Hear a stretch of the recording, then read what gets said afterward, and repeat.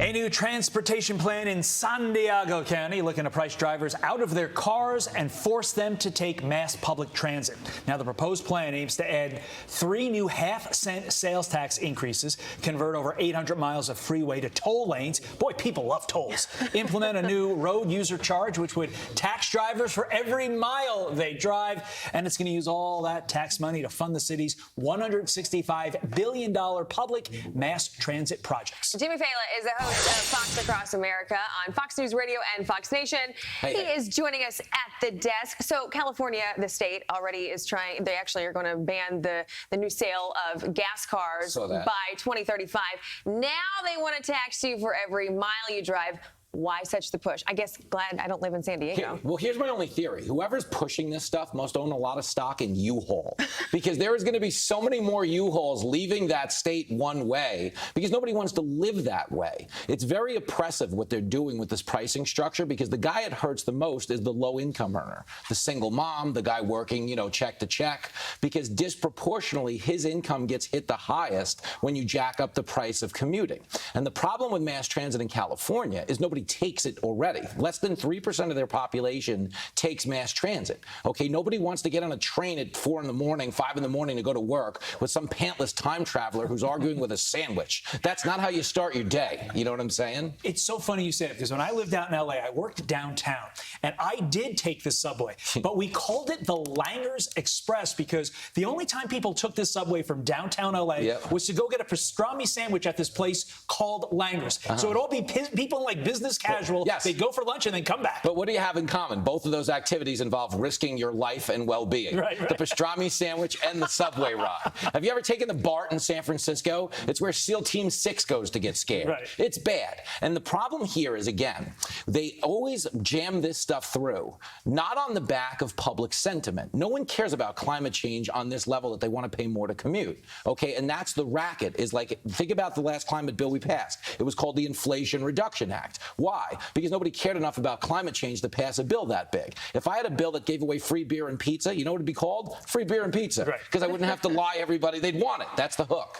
I think we really saved the best for last here. One, you, but also this topic. Brace yourself. A Vanderbilt professor now says college math education has become a, quote, white, cis-hetero, patriarchal space. Okay? Here we go.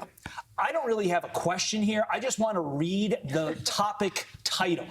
It literally focus on coping strategies, here we go, among queer and transgender students of color navigating white, cis, hetero, patriarchy in STEM for protecting their academic success and intersectional identities. What did I just read? I have no idea what you just said. We need to pause to let our viewers Google 90% of those words.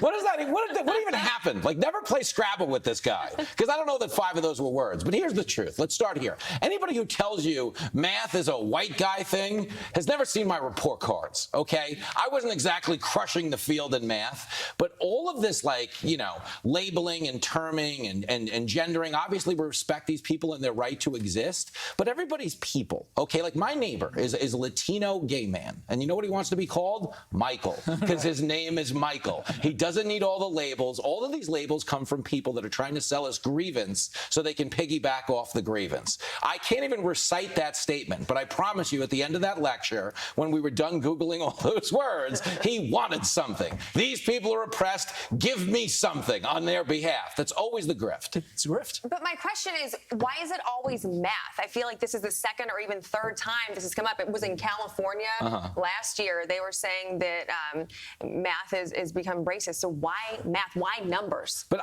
this is the thing. Maybe it's easy to get over on the math people. I don't have an answer here. I really don't, because I'm not a math expert. I'm not a math girl. But it really is the soft bigotry of low expectations. When you tell me math is unfair to these people, you're calling them dumb. You're basically, that's what you're doing. You're saying, well, you can't expect them to keep up with the rest of us in a cis patriarchal, non-gendered, if a train leaves Chicago at the same time a car drives out of Philly. What just happened, Pyro? Can I give it another go on Yes, the title? please read it again. No. Undergraduate mathematics education as a white, cis, hetero, patriarchal space and opportunities for structural disruption to advance queer of color justice. You know what?